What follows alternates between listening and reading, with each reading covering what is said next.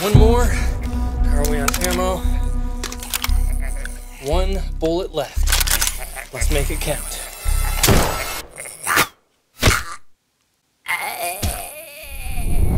Gotcha. And we are clear. Oh. Huh. Who's this? Hey, dude. Hello? Hey, big guy. Rochelle? Is that you? Ready for this? What's going on? Ready for what? Let's go.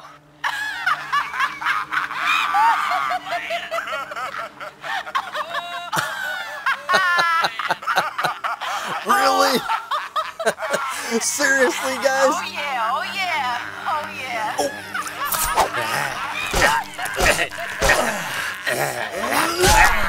We're really doing this. All right. Very funny, guys. I know y'all are just jealous, though, because I'm still out here slaying zombies, and you... Oh, shit. Sorry. Nice job. Oh, shit. Hang on, I'm coming. I was coming, hang on. Hang in there, a few more seconds. Sweet Lincoln's mullet.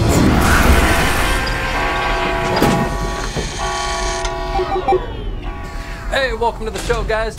I'm Gurhm, and today I'm reviewing Back 4 Blood. It's Turtle Rock Studios' new addition to the 4-player co-op survival shooter genre, and if you weren't aware, Turtle Rock was formerly known as Valve South when they were a part of Valve and helped in the development of Left 4 Dead. They've returned with their own vision for the zombie apocalypse here with what is absolutely a spiritual successor to Left 4 Dead, and I am super stoked to review this one with you guys. Not only is this one of my favorite genres, but I was pretty impressed with the beta, and after 50 hours into its full release, I got a lot to share with you guys, especially if you're someone that really likes to grind the higher difficulties and master these games. If you're new to the channel, hit that subscribe button below and join me for all my future reviews, and let's check out Back 4 Blood.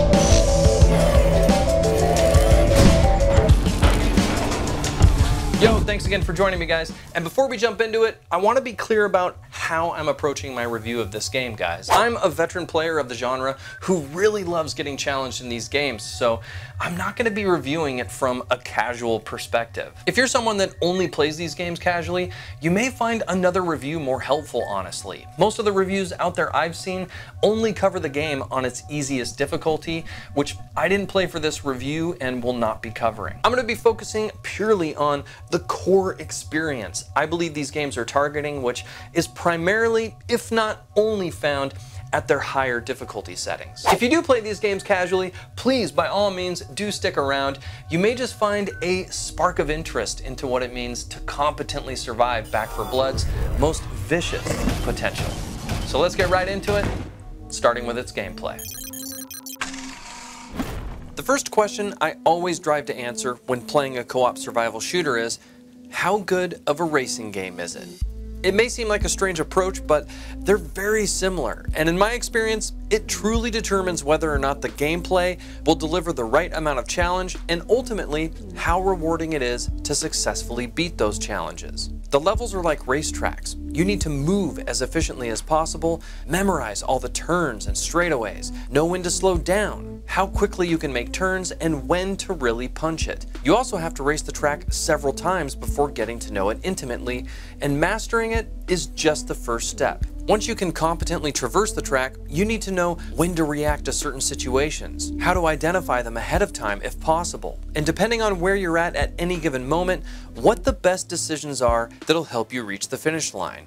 Take all that and combine your ability as a driver to draft your opponents, know when to pass, if a pit stop should get made, and how to safely avoid and navigate dangerous situations. It's absolutely compelling gameplay, in my opinion, that tests a player's skill in a ton of different ways, and when designed well, can be one of the most fulfilling cooperative experiences. And in this regard, guys, Back 4 Blood is excellent.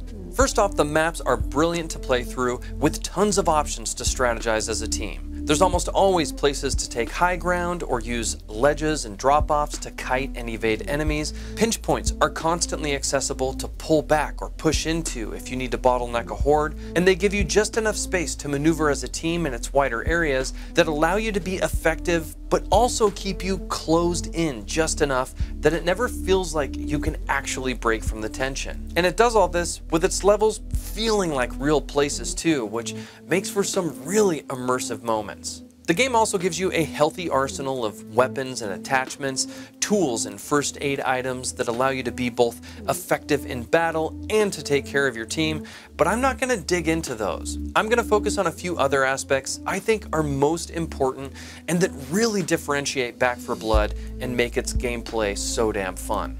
First up are the zombies, which are incredible, guys. The normal cannon fodder zombies are great, and depending on what corruption cards you get, and I'll cover the card system in just a sec, there's several different variations you'll face, which are all really cool. But the real star of the show here are the special infected, and there is a freaking ton of them that'll make surviving its world extremely difficult. Firstly, their designs are just rad and creepy as hell, and their abilities range from disablers to close and long range damage dealers, and there's even sound trap ridden that'll call in a horde if aggroed, and immobile disablers called sleepers that you can find perched on walls, waiting to pounce you around every corner. The three main types, tall boys, reekers, and stingers, all have 3 different variations that present themselves in various combinations, and are all formidable enemies, especially if you're alone. The good news is they all have weak points you and your team can focus on, and by splitting and trading aggro with each other to take advantage of those weak spots, you can efficiently take them out. And if you happen to have a horde on you at the same time, or multiple specials, or both, kiting and trading aggro is very effective while other teammates focus on the adds before helping you out. You'll also encounter boss fights that can be random or staged based on the level you're on, which are built upon the same design principles as the special infected, but are just bigger and more badass. I'm not going to get into those, however, because they're definitely worth getting surprised by and encountering on your own in game, but trust me, they are dope. Sometimes they can be a little bit buggy and glitch out on certain items in the world, but for the most part, they're super badass and add a killer element to the gameplay. And the last major feature of the game I want to get into, and was really surprised to love as much as I do, is the card system.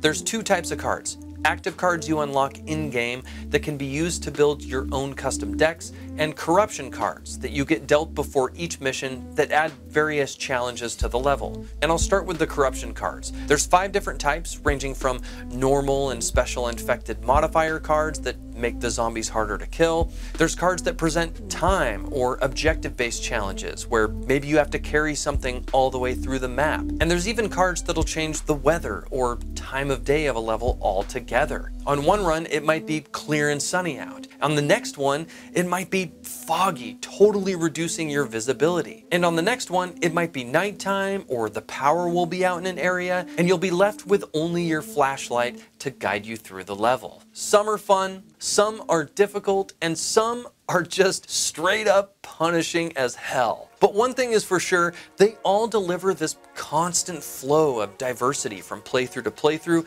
that's made every level a joy to return to. Even after 5 complete playthroughs on Veteran, I still play certain levels and feel like it's my first time, which is incredible.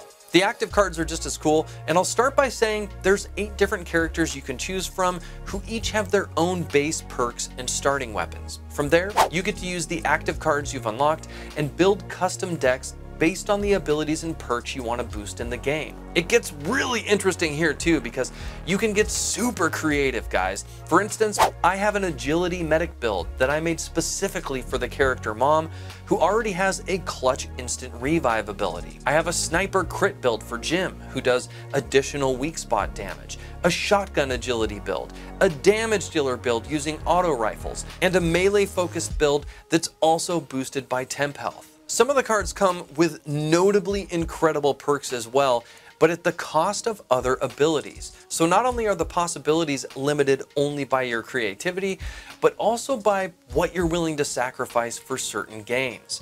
Guys, it is straight up fun and addicting as hell. The card system has totally surprised me and is a major boost to the gameplay. I abso-frickin-lutely love it. Alright, before I close this category out, I do want to cover some of the issues in the game, and I want to start off by saying that there are a lot of little things that I could complain about, but I'm not going to get into most of the little shit. I want to cover the one major issue that's really just gotten under my skin after putting a bunch of time into the game, and that's its garbage multiplayer lobby system. And I'm just gonna bang through this list real quick, guys, because there's a lot of problems here. You can't start a multiplayer game without at least another person in your lobby. So if you want to start a game with bots and have your friends join later or have randoms join, you can't do it. There's also no server list to scroll through and filter, allowing you to see what games are in progress that are joinable based on difficulty settings, what region they're in, and what ping you'll have, and what level the match is in.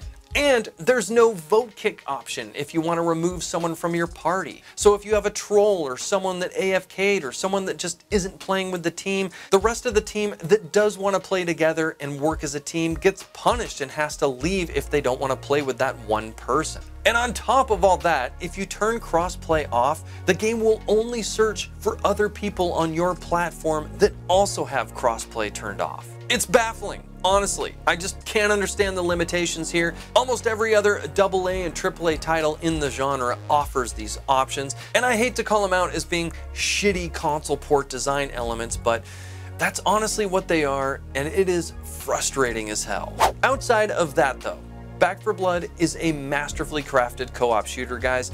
Its gameplay builds on the genre in its own creative ways, tests your first-person shooter abilities, rewards good teamwork, and most of all, makes killing and surviving hordes of zombies absolutely fun as hell. I'm giving gameplay 4 out of 5 stars. Graphics are next, and Back 4 Blood is an absolutely gorgeous game. First off, the textures are excellent. Almost every surface in the game sports HD textures that not only gives the world a tangible appearance, but the level of detail overall is just outstanding. It looks and feels like a zombie apocalypse and does so better than most zombie shooters. It's a bit of a mix between a gruesome, dark world that's been ravaged by the undead and a kind of daylight horror that balances it visually with bright red blood and glowing weak points on the zombies. The effects are awesome too. Not only is the lighting work incredible overall, but like I mentioned, depending on the corruption cards you get dealt, levels are gonna look completely different from one run to another. Not only do the visual changes make levels replayable and present their own challenges for your team, but the vibe and feel completely changes too. When it's pitch black out and you have to traverse the level using only your flashlight, the shadow work and the darkness is incredible. On the fog and mist maps, you get these beautiful sun shafts that shoot through the trees, casting gorgeous god rays across the level. It hazes out the sun on the horizon and just strangles your visibility, so you really have to pay attention to what's going on all around you. Graphics, totally impressed, guys.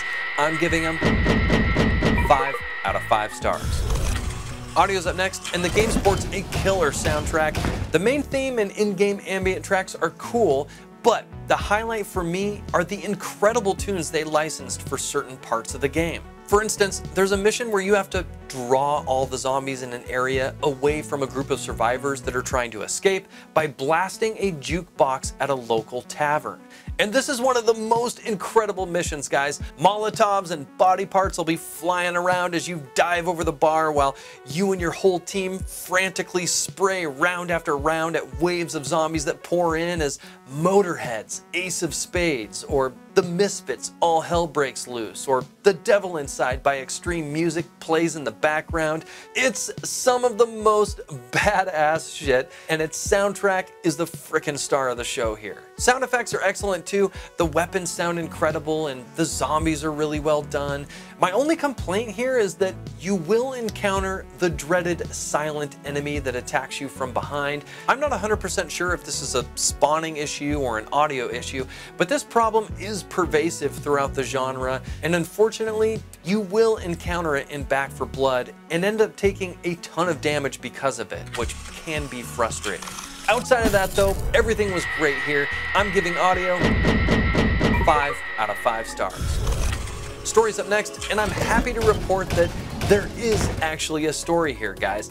You play as a veteran survivor called a cleaner who's helping to fight against this extraterrestrial organism deemed the devil worm that's invaded Earth. It's a post-apocalyptic setting, and this devil worm turns its human hosts into mutated zombies that have quickly spread across the globe and threaten to completely wipe out humanity. It's not a particularly amazing story, and struggled with keeping me feeling connected to what was going on at times, but it's a campy B-movie zombie adventure with some good laughs and cool climaxes that are really fun to play through. Most importantly, it did really make playing the campaign feel like a cohesive experience, which most games in this genre failed to deliver altogether, so I was really happy they did something more here. I've also ended up really liking the characters, guys. It did take a while, honestly, but you do eventually get to know their personalities, and some of their banter is just some hilarious, clever shit that's really grown on me. You definitely don't get the comic book one-liners Left 4 Dead delivered, or the sassy, cheeky approach of Vermintide, but I like that it's doing its own thing here, and it for sure is doing it well. I'm giving story 3 out of 5 stars. Settings are up, and let's start with the key rebinds, which were great. I was able to rebind WASD, ESDF, and mouse and numpad without any issues. Moving on to video and graphics, which were okay. Unfortunately, there's no support in-game for exclusive full screen, which DX12 doesn't support, but for some reason they still omitted it from DX11, which is really strange. There also isn't widescreen support, which is total bullshit and has got to get patched in right away. There's no reason anyone should have to play this game with black bars on their monitor in 2021. Graphic settings were excellent though. You get all the necessary settings to tweak for quality and performance that you'd need, so everything was good there, thankfully. Audio's up next, and this was perfect. You get a master, sound effects, dialogue, and music dial to tweak to your liking. There's also some great VoIP and output device settings below. Lastly, let's hit the gameplay options, which were okay. You do get colorblind modes, which was great to see, but there's a few other things missing that I'd love to see, like HUD scaling or crosshair dot scaling. Both are annoying, yo. I don't know whose idea it was to have a freaking pea-sized crosshair dot on here, but just give me a few pixels, or let me turn it off altogether so that I can overlay my own crosshair. Overall, there were only a couple misses here and there, and nothing that's actually game-breaking. I'm giving settings 4 out of 5 stars.